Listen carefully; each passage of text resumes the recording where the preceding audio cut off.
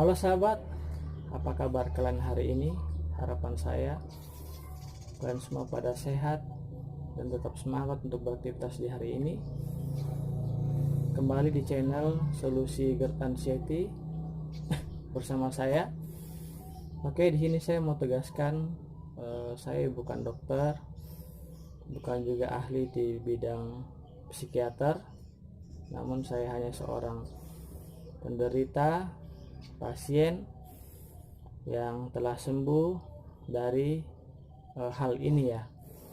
Jadi saya bilang saja hal ini mengapa, karena saya tidak mau bilang ini tuh, walaupun sebenarnya di dunia medis itu namanya sakit.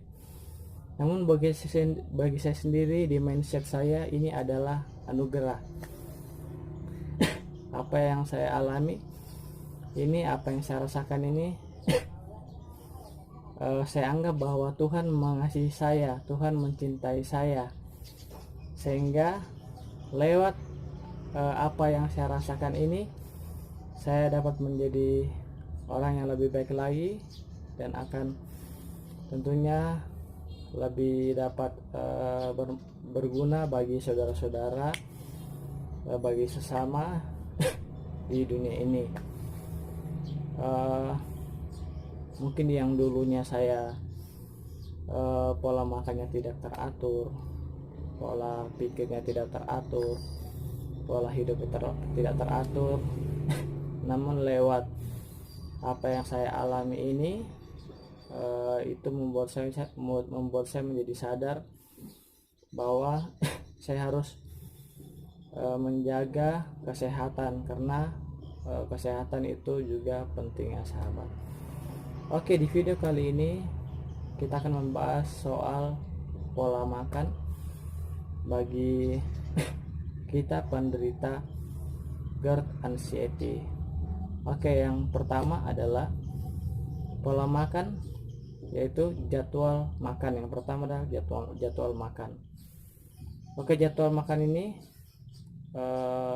boleh sedikit cerita. Sebelum saya kena penyakit ini, makanan saya berantakan ya, jadwal makan saya berantakan. Berangkat kerja tidak sarapan, makan siang jam 12 atau jam 3, kemudian makan malam itu jam 9 atau jam 10, itu sangat tidak teratur. Dan sekarang saya ingin berbagi kepada sahabatku yang sedang mengalami GERD Anxiety. Kalian sekarang harus merubah. Jadi caranya itu adalah makan pagi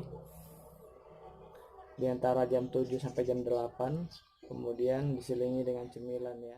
Mungkin walaupun sahabat ada beberapa yang tidak boleh dimakan, namun itu tidak serta-merta kita tidak boleh nyemil lagi. Yang saya maksud adalah cemilan yang sehat, seperti agar-agar, roti gandum, kemudian oatmeal, itu juga saya anggap sebagai cemilan. Itu teman-teman bisa ambil di jam 9 atau jam 10. Kemudian makan siang itu teman-teman ambil di jam 12 sampai ke jam 1 siang. Setelah itu lanjut ngemil lagi di sore hari, itu di jam 4 sampai di jam 5, itu sahabat boleh ngemil lagi. Seperti yang saya telah sampaikan tadi, itu ngemil yang sehat ya. Oatmeal kah, buah-buahan kah, pisang atau agar-agar juga boleh. Kemudian lanjut di makan malam, itu di jam 7 atau jam 8 malam, itu sahabat boleh makan malam. Kemudian lanjut di malam harinya pun sahabat boleh ngemil loh, namun ngemilnya itu sedikit saja, seperti tadi yang saya bilang, pisang kah, agar-agar atau roti gandum, makan sedikit saja itu sahabat boleh ngemil. Mengapa saya tekankan juga sahabat harus ngemil? Karena bagaimanapun jika kita memakan makanan itu saja, atau memakan makanan yang berat saja, itu juga tidak baik ya. Jadi kita perlu selingi dengan cemilan. Namun yang saya maksud dalam hal ini adalah cemilan yang sehat. Mengapa? Sehingga di saat teman-teman nyemil itu ada rasa kenikmatan sendiri, ada rasa rileks, rasa tenang, rasa nyaman ya. Karena kita tidak pungkiri bahwa nyemil itu juga sangat nikmat. Sebelum tidur di malam hari itu berikan space waktu 3-2 jam setelah kalian makan, baru boleh tidur. Namun jika cuma ngemil sedikit saja itu nggak apa-apa, 1 jam atau 2 jam setelah makan. Oke, kita lanjut pola makan yang kalian harus perhatikan. Yang nomor 2 adalah jenis makanan yang kalian makan.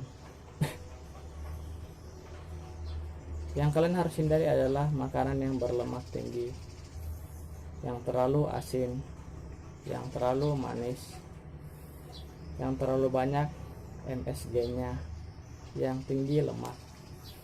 Contoh coklat, mentega, susu full cream, cake, dan yang lain-lain. Jadi yang teman-teman harus makan adalah makan makanan yang bergizi, yang ada proteinnya, ada lemak yang sehatnya, ada karbohidratnya, ada mineralnya, dan ada kalsiumnya. Sambil contoh, buah-buahan kaya akan vitamin, mineral, karbohidratnya juga ada. Kemudian ikan atau daging itu juga perlu ya sahabatnya, karena terdapat protein ya dalam ikan dan daging. Ataukah tempe juga ada proteinnya, ataukah tahu, ataukah kacang-kacangan, sayur kacang-kacangan juga itu boleh ya. Kemudian yang ketiga, kemudian karbohidrat bisa didapatkan dari nasi, dari oatmeal, dari sayur-sayuran, dari buah-buahan. Itu juga beberapa mengandung karbohidrat. Kemudian kalian membutuhkan lemak, kalian bisa dapatkan dari lemak ikan, kemudian kacang-kacangan, kacang kedelai. Oke, jadi jenis makanan yang kalian harus konsumsi di saat kalian menderita hal ini yaitu makanan yang memiliki protein yang baik, lemak yang baik, karbohidrat yang baik, mineral yang baik, dan kalsium yang baik, dan vitamin yang baik. Seperti contoh, protein kalian boleh dapat dari daging atau ikan atau telur. Terus lemak kalian boleh dapat dari lemak ikan atau sayur kacang-kacangan. Karbohidrat kalian boleh dapatkan dari nasi, dari gandum, dari sayur, dari buah-buahan juga ada karbohidratnya. Kemudian vitamin kalian bisa dapatkan dari, dan mineral juga bisa dapatkan dari sayuran, dari buah-buahan ya. Itu yang teman-teman harus konsumsi. Kemudian yang ketiga itu adalah cara penyajian makanan kalian. Yang saya anjurkan cara penyajian adalah direbus dan dipanggang sementara waktu ya. Ini tidak berlaku selamanya, namun sementara saja, selama recovery badan kaliannya atau lambung kalian ya, tahap penyembuhan dari GERD anxiety ini. Itu makanan yang direbus saja atau yang dipanggang saja. Kemudian cara kalian memakannya. Nah, cara makannya itu adalah tidak boleh makan sekali porsi itu dalam jumlah yang banyak. Jadi makanlah sering tapi dalam jumlah yang sedikit.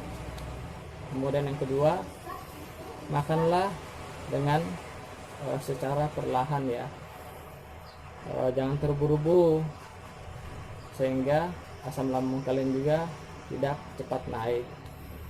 Kemudian yang ketiga, kalian harus mengunyah makanan kalian itu dengan mengunyahnya dengan sebanyak mungkin, yaitu bertujuan agar makanan yang kalian makan itu bisa